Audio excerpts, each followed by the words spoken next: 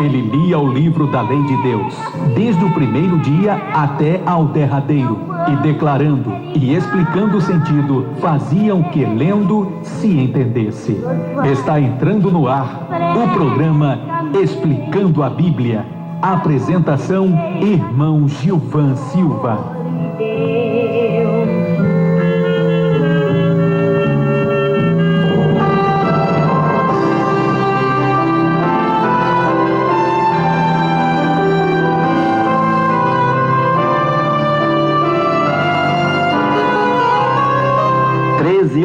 13h03 em Natal. Boa tarde, meu querido irmão. Boa tarde, minha querida irmã. Que a graça e a paz do nosso Senhor e Salvador Jesus Cristo mais uma vez sejam nossas companheiras em mais esta edição do programa Explicando a Bíblia, neste dia 2 de janeiro do ano de 2013. O programa Explicando a Bíblia tem alguns propósitos, dentre eles o propósito de nos incentivar a ler a Bíblia todos os dias, de forma disciplinada, de forma devocional, com o intuito de aprender de Deus através do seu Espírito Santo. Então, não relaxemos, irmãos, neste propósito do alto, nesta orientação divina, porque Deus está neste negócio. Ontem, no programa de abertura, no primeiro programa do ano, a gente trouxe para o público ouvinte algumas modificações ou algumas reformulações que fizemos no programa, dentre elas o fato de trabalharmos apenas um capítulo por dia, ou até dividir um capítulo em 2, 3 programas, dependendo da questão da profundidade do texto, do interesse que o texto nos remete, aquilo que ele representa dentro do contexto clássico, evangélico, cristão, né, melhor dizendo. Então, ontem a gente trabalhou o capítulo 1 de Gênesis, hoje a gente vai trabalhar o capítulo de número 2. Uma outra coisa também que houve nesta reformulação é que você, meu querido irmão ouvinte, você pode participar com a sua ligação e fazendo a sua pergunta, tirando a sua dúvida, que eu vou responder no ar, no último bloco. Então você diz o seu nome, a sua igreja, o seu pastor, faz a pergunta para a irmã Esraide, com aquele mesmo critério que eu utilizei o ano passado através do e-mail. Eu não vou divulgar aqui o nome e possivelmente também nem falar que é uma pergunta. Vou citar o seu assunto aqui dentro do tema, preferência que seja o assunto do dia. Se porventura você quiser tratar um assunto lá para frente, Novo Testamento, inclusive, seja o que for, a gente vai se esforçar ao máximo para atendê-lo e que não frustre a sua intenção de querer saber outra parte. Uma outra coisa que eu alertei é que as perguntas, assim, com um intuito capcioso, de deixar a gente com contrapé desguarnecido, estas perguntas não serão respondidas. Até porque o programa Explicando a Bíblia é um programa sério, a Rádio Nordeste Evangélica é uma empresa séria que tem o propósito de cooperar com o povo de Deus na sua edificação. Então, portanto, a gente fez essas modificações. Uma outra coisa é que será 4 blocos o programa e rodaremos então 3 hinos para a nossa edificação espiritual, para o nosso deleite, não apenas 2 como no ano passado.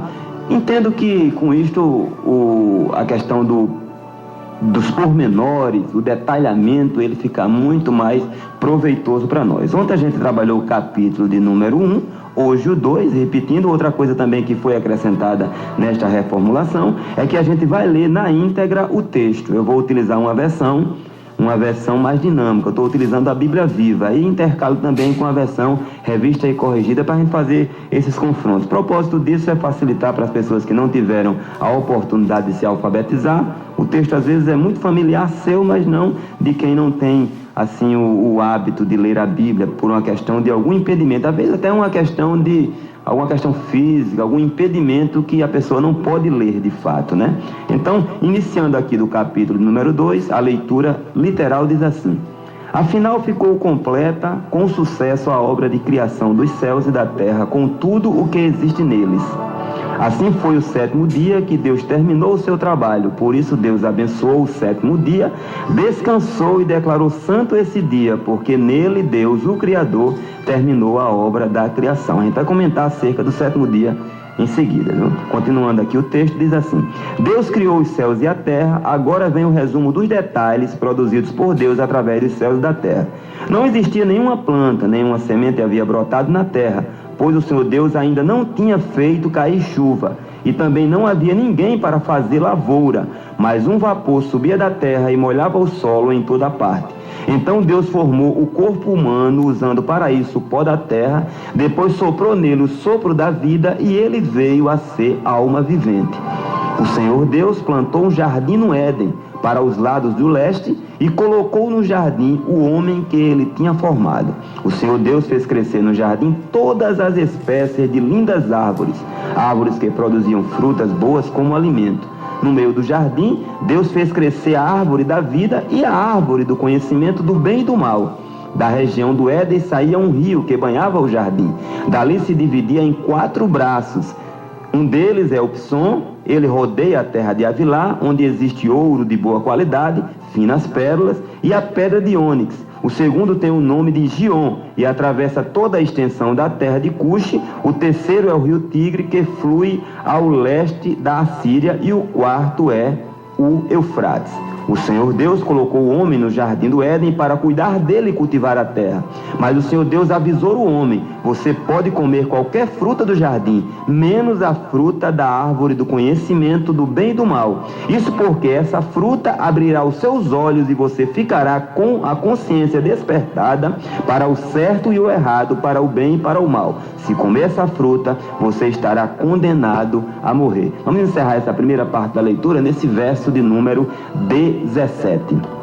Como bem falou aqui o texto, bastante dinâmico esse texto da Bíblia Viva, que o capítulo 1, falou em outras palavras, ele trata da criação na questão cronológica dos acontecimentos, como foi que Deus fez essa criação.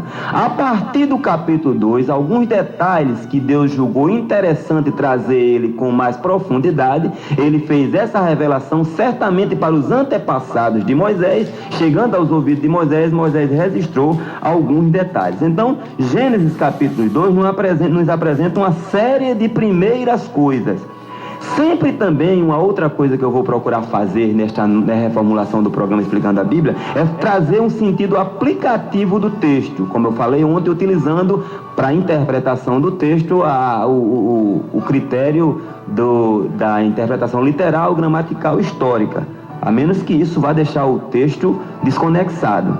Se for o caso, a questão de figura de linguagem, a gente vai sempre respeitando e explicando até os sentidos neste caso. Mas o capítulo número 2, ele apresenta uma série de primeiras coisas, irmãos, coisas que são importantes para o homem, caso este homem deseje, construir a sua vida de acordo com os moldes de Deus. Os moldes que Deus fez o universo com toda a reverência, com toda a ordem e com toda a obediência ao seu mandado.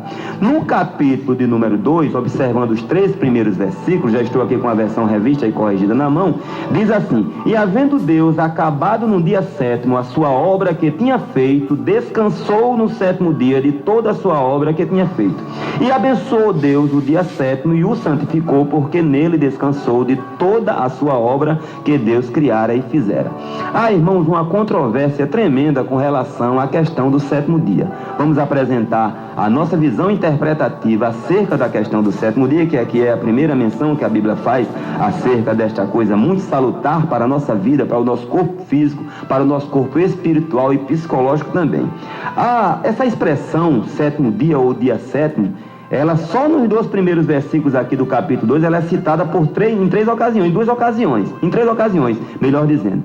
Esse termo, do sábado, ele vem de uma palavra hebraica, shabá ou shabaô, ou shabat, que significa cessar o trabalho, parar de trabalhar, ou seja, descansar. E a palavra remete a descanso e também está relacionada com a palavra hebraica também, que leva para 7, para uma questão de sequência de 1, 2, 3, 4 até 7, A gente precisa considerar algumas coisas com relação a este dia.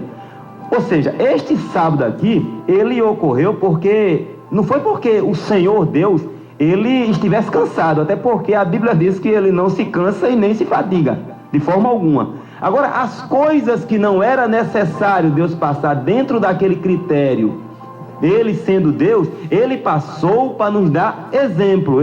Um dos exemplos é o batismo de Jesus. Ele precisava se batizar no sentido de ser confissão de pecado ou perdão de pecado, que é um dos propósitos do batismo? Não, até porque ele nunca pecou. Agora, para nos dar o exemplo, como ele falou, para cumprir toda a justiça, ele deu-nos o exemplo como sendo o homem perfeito, a gente precisa ver também que depois que Deus abençoou o sétimo dia, o versículo 3 diz que ele descansou. Só que não diz apenas que ele descansou, diz que ele santificou o sétimo dia da criação.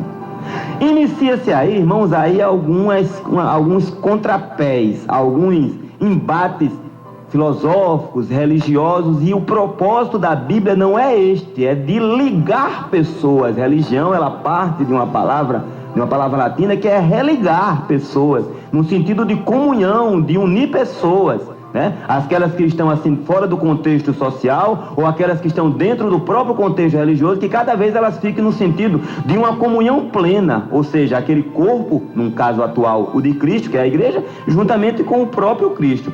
Então Deus fez muitas coisas boas durante os 6 dias da criação, mas o destaque que ele deu aqui foi exatamente a questão do descanso, depois do seu trabalho. Como a gente vê, irmãos, Deus santificou tanto o trabalho, quanto também o descanso pós o trabalho. Hoje em dia, devido ao corre-corre da vida, a física quântica chega até a dizer que hoje o dia só tem 18 horas, não é pelo corre-corre, é porque numa matemática que ela andou explorando aí, diz que hoje os dias parecem ter 24 horas, o relógio conta 24, mas só tem 18. Não tem como eu explicar muito bem isso aqui, não. Poderia chamar Gilmar para fazer isso aqui em ocasião oportuna, né?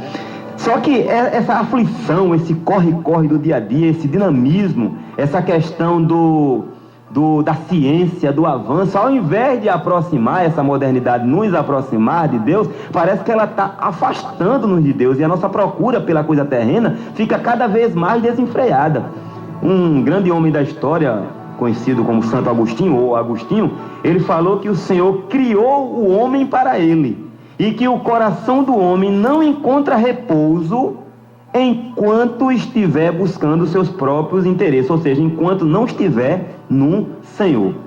Então, a gente não encontra nenhuma menção do sábado nas Escrituras antes do Êxodo do capítulo 16. Menção que eu digo no sentido de como legislação, de como orientação divina.